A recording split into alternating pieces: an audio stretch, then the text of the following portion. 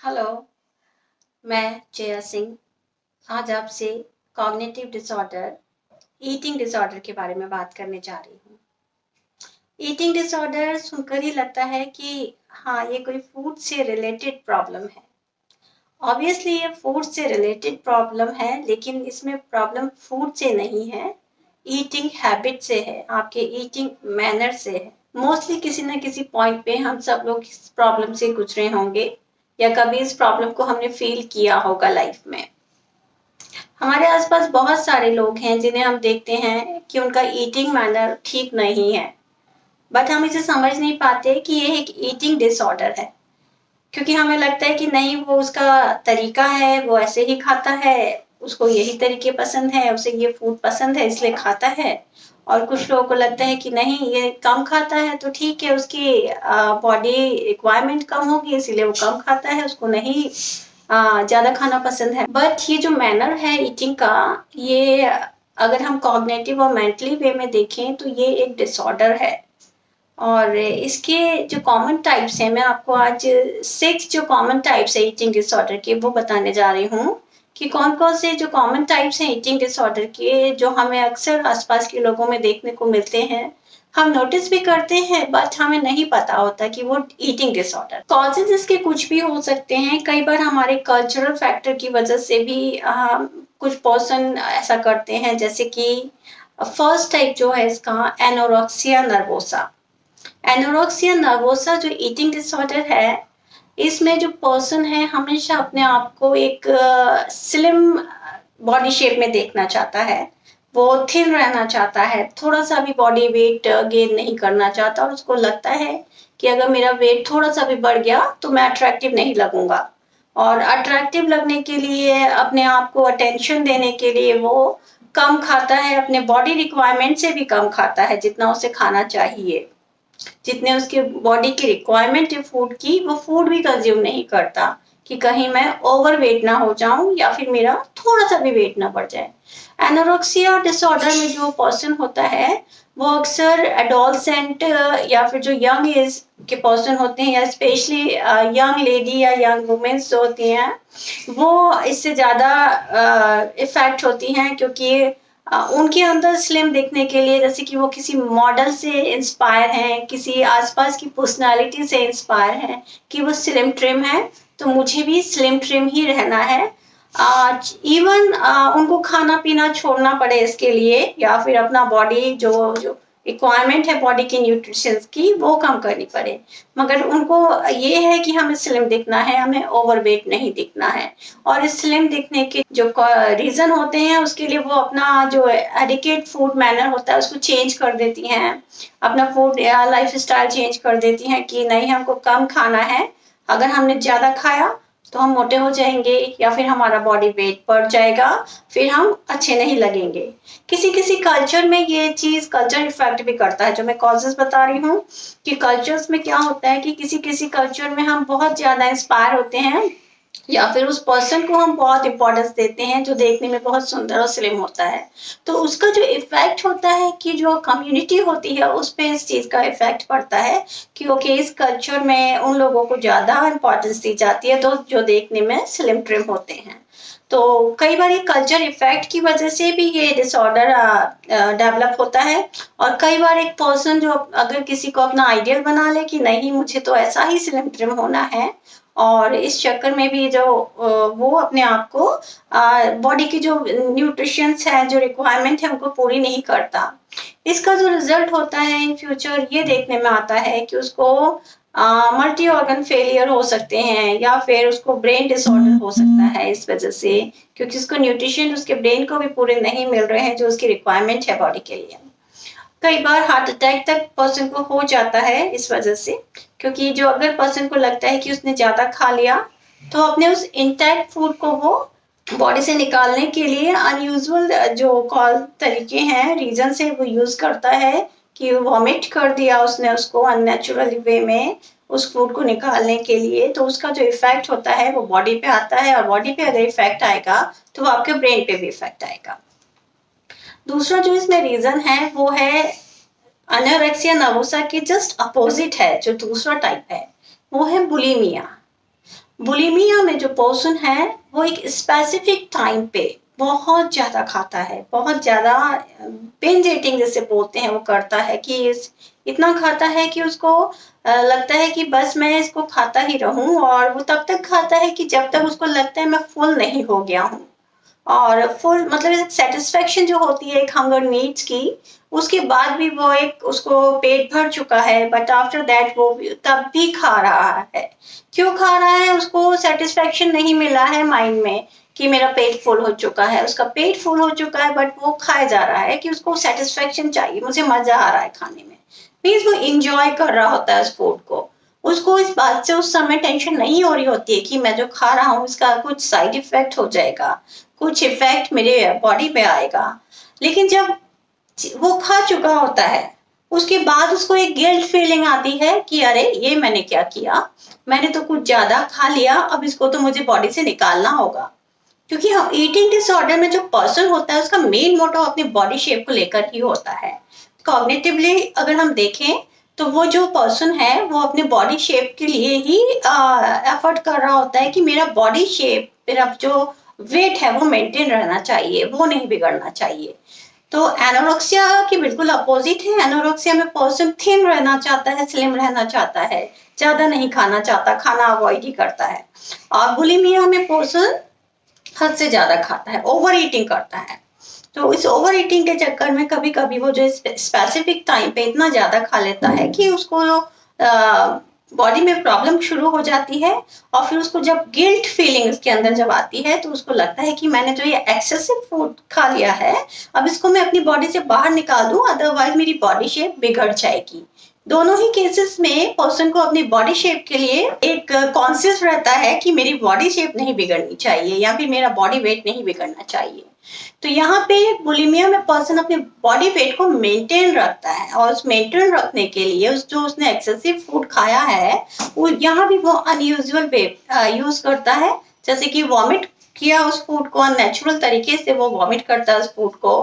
कुछ दिनों तक वो फास्टिंग करता है जो कि जरूरी नहीं है, उसके लिए नेसेसरी नहीं है कि वो फास्ट रखे। बट वो फास्टिंग इसलिए करता है कि उसको एक गिल्ट फीलिंग हुई है कि मैंने ज्यादा एक्सेसिव फूड खा लिया है। अब उस फूड को कवर करने के लिए बॉडी में मीन्स कि उसको जो मैंने एक्सेसिव खाया है उसको मुझे कवर करना है कुछ दिन, कि मुझे फूड को अवॉइड करना है, मुझे फूड नहीं खाना है। और इसके लिए वो क्या करता है, फास्टिंग शुरू कर देता है, डाइटिंग शुरू कर देता है, जिसका नेगेटिव इफेक्ट्स उसकी बॉडी में आते हैं।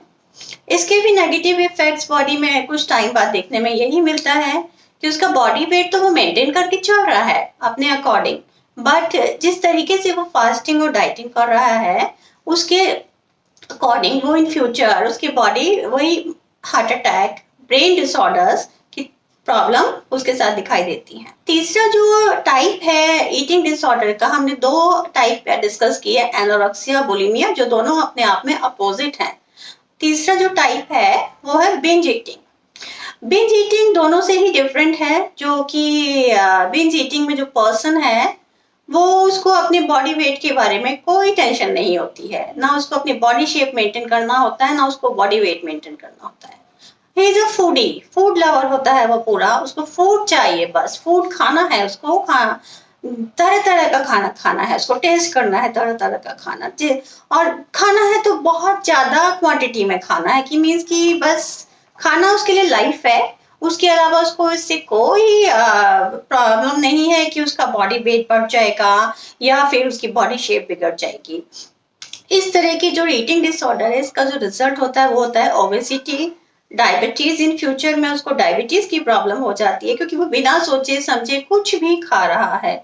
और डायबिटीज की प्रॉब्लम के साथ साथ उसको ब्रेन डिसऑर्डर्स की भी प्रॉब्लम्स हो सकती हैं, क्योंकि जब उसको फिजिकली प्रॉब्लम शुरू होगी तो उसकी वजह से उसको एंजाइटी होगी, और एंजाइटी की वजह से जो फ्रस्ट्रेशन उसकी बॉडी में शुरू होगा वो धीरे धीरे एक डिप्रेशन का रीजन बनता चला जाएगा, अपने ओबेसिटी को लेके, अपने डायबिटीज को लेके, अपने फिजिकल डिसऑर्डर्स को लेके। तो धीरे धीरे वो एक कॉग्निटिव डिसऑर्डर के अंडर में आ जाएगा। तो ये तीन तरीके की हमने अभी तक बात की। एनोरेक्सिया जिसमें पर्सन थिन रहना चाहता है, बुलिमिया जिसमें वो अपने बॉडी वेट को मेंटेन करके एक एवरेज बॉडी शेप को रखना चाहता है, और बिंज ईटिंग जिसमें पर्सन अनलिमिटेड खाता है और उसको हर तरीके का खाना खाना पसंद होता है और कुछ भी खाने को तैयार होता है वो, कि कुछ भी जो भी उसको पसंद है अनलिमिटेड खाता है वो, अनलिमिटेड, कि उसको कोई कंट्रोल नहीं है। और उसे लगता है कि वो खाना खाते समय अपने ऊपर कंट्रोल नहीं कर सकता, ही कांट कंट्रोल, कि बस उसको खाने दो, and he can't control itself, कि मुझे कंट्रोल भी करना है कि मुझे एक लिमिट में खाना है। तो ये तीन तरीके अपने आप में बिल्कुल ही अपोजिट है। चौथा जो टाइप है पीका, इसमें पीका जो है ईटिंग डिसऑर्डर, ये बिल्कुल ही डिफरेंट है। इन बाकी जो तीन की हम बात कर रहे हैं उसमें पर्सन फूड को लेके कॉन्शियस है, कम या ज्यादा। बट जो पीका डिसऑर्डर है इसमें पर्सन नॉन फूड्स खाता है, जो नॉन फूड्स आइटम है उन्हें खाना पसंद करता है। आपने अक्सर देखा होगा कि जो पर्सन है, कुछ लोग मिट्टी खाना पसंद करते हैं, चौक खाना पसंद करते हैं, और किसी किसी कल्चर में अगर आपने देखा होगा तो लोग वुड खाते हैं, ग्लास खाते हैं।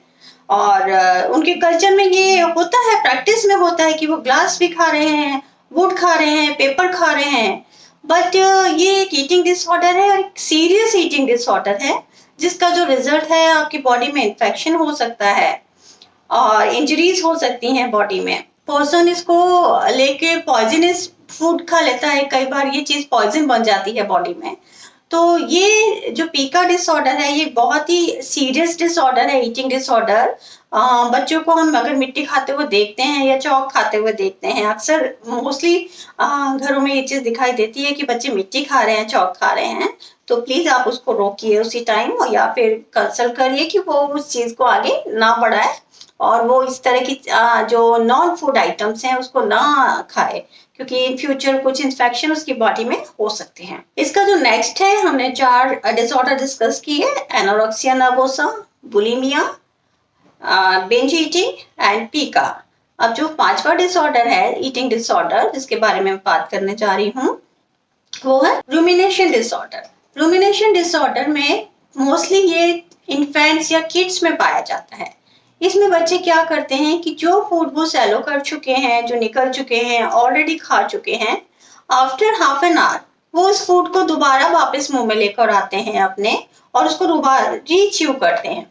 इस रीच्यू में जब इसका जो रिजल्ट होता है वो ये होता है कि रीच्यू की वजह से उनका जो हंगर नीड्स है वो ब्रेन को सेटिस्फाइड कर देता है कि ठीक है आपका पेट भर चुका है, और बच्चे ज्यादा फूड को नहीं खाते, जो सफिशिएंट फूड है वो नहीं खाते, क्योंकि अपने उसी फूड को रीच्यू करके वो अपनी नीड्स को, हंगर नीड्स को सेटिस्फाइड कर देते हैं। तो जब वो रीच्यू करते रहते हैं तो ये जो हैबिट होती है उनकी एक हैबिट एक्सरसाइज में आ जाती है, और ऐसे बच्चे सफिशिएंट फूड नहीं लेते और इन फ्यूचर डेवलपमेंट प्रॉब्लम हो जाती है। फिजिकल डेवलपमेंट प्रॉब्लम के साथ कॉग्निटिव डेवलपमेंट प्रॉब्लम एसोसिएटेड है, तो जिसकी वजह से वो बच्चों की जो डेवलपमेंट है, जो ग्रोथ है, वो कहीं ना कहीं रुक जाती है। तो ऐसे बच्चे अपने फूड को बार बार आधे घंटे में वापस लेके आते हैं अपने मुंह में, रीच्यू करते हैं, या तो उसको स्पीट कर देते हैं, स्पीट आउट, या फिर उसको दोबारा से वो सेलो कर जाते। इसका जो 6 टाइप है डिसऑर्डर का, वो है avoidant and restriction disorder. Avoidant and restriction, जैसा कि हम नाम से ही देख रहे हैं कि इसमें बच्चा फूड को अवॉइड करता है खाने के लिए। वो रीजन हो सकते हैं इसके बहुत सारे, जैसे कि उसको फूड का टेक्सचर नहीं पसंद आ रहा, नहीं खाएगा, उसको लग रहा है कि मुझे ये अच्छा नहीं लग रहा, उसको फूड का टेस्ट नहीं अच्छा लग रहा है, वो अवॉइड कर देगा उस फूड को खाने के लिए, नहीं खाएगा। उसको फूड का कलर नहीं अच्छा लग रहा है। बहुत सारे इसमें रीजंस हो सकते हैं किड्स के लिए, मोस्टली ये चाइल्ड्स में ही पाए जाते हैं, एडल्ट्स में ये चीज बहुत कम देखी जाती है। बट अगर ये चीज इसको अगर हम रिमूव ना करें ड्यूरिंग चाइल्डहुड, तो ये चीज आगे बढ़ के एडल्ट्स में भी ये प्रॉब्लम देखने को मिलती है कि वो बहुत सारे फूड्स को वो अवॉइड करता है, उसको ये चीज नहीं खानी है, इसका टेक्सचर अच्छा नहीं है, इसका कलर अच्छा नहीं है, मीन्स उसको अवॉइड करना है किसी रीजन से उस फूड को, कि उसको नहीं खाना, और नहीं खाने का जो हैबिट होता है वो धीरे धीरे डेवलप होता रहता है और ये अडल्ट तक पहुंच जाता है। और ये एक तरीके से एक डेवलपमेंट हैबिट बन जाती है कि वो बहुत बार बहुत सारी चीजों को वो अवॉइड कर देता है, खाना पसंद नहीं करता, और उसको सफिशिएंट न्यूट्रिशंस नहीं मिल पाते हैं, जिसकी वजह से ब्रेन को पूरे न्यूट्रिशंस नहीं मिलते, और इन फ्यूचर बॉडी डेवलपमेंट के साथ ब्रेन डिसऑर्डर्स के भी चांसेस बढ़ जाते हैं। इस रिगार्डिंग मैंने आपसे 6 टाइप की बात की है, जो ईटिंग डिसऑर्डर हैं, और हम लोग आसपास अक्सर इस ईटिंग डिसऑर्डर को किसी ना किसी में देख ही लेते हैं, कई बार बच्चों में, कई बार अडल्ट में, कई बार अडोसेंट में, जो अपने आप को स्लिम ट्रिम रखने के लिए फूड अवॉइड करते हैं, बॉडी शेप को बनाए रखने के लिए फास्टिंग करते हैं, डाइट करते हैं, डाइटिंग शुरू कर देते हैं, क्योंकि उनको एक बॉडी मेंटेन करके रखना है, सफिशिएंट फूड नहीं लेते हैं। बट ये चीज डेवलप नहीं होनी चाहिए, क्योंकि इसका जो इफेक्ट है, ठीक है, उस टाइम आपने अपना बॉडी वेट मेंटेन कर लिया, शेप मेंटेन कर ली, बट इसका जो इफेक्ट है वो फ्यूचर में आपकी बॉडी पे, आपके ब्रेन पे दिखाई देता है। बहुत सारे डिसऑर्डर्स आपको इस वजह से इफेक्ट करते हैं। तो कोशिश यही कीजिए कि जो ईटिंग डिसऑर्डर है, इसको पहचान कर, इसको जानकर समझकर इसको अवॉइड कीजिए, और अपनी बॉडी को एक सफिशिएंट फूड दीजिए, एक सफिशिएंट मैनर में, एक ईटिंग मैनर में, एक जो हेल्दी मैनर होता है उस मैनर में आपकी बॉडी को फूड दीजिए। और जो ये ईटिंग डिसऑर्डर्स हैं, इसको अपनी लाइफ से अवॉइड कीजिए, क्योंकि जो आपका जो ईटिंग मैनर है उसको आप नोटिस कीजिए कि क्या आप एक हेल्दी तरीके से फूड ले रहे हैं, क्या आप बिंज ईटिंग कर रहे हैं, बुलिमिया ईटिंग कर रहे हैं, या एनोरेक्सिया डिसऑर्डर के शिकार है। तो अपने आप को पहचानिए, या अपने आसपास अगर कोई बच्चा इस चीज से इफेक्ट हो रहा है उसे समझाइए। स्पेशली बच्चों में पीका ईटिंग ज्यादा पाया जाता है, तो पीका ईटिंग को अवॉइड कीजिए, कि नॉन फूड वो खा रहा है, चौक खा रहा है, तो उसको अवॉइड कीजिए। इस रिगार्डिंग अगर आप मुझसे कुछ पूछना चाहते हैं तो आप मुझे कमेंट बॉक्स में लिख सकते हैं। Thank you so much.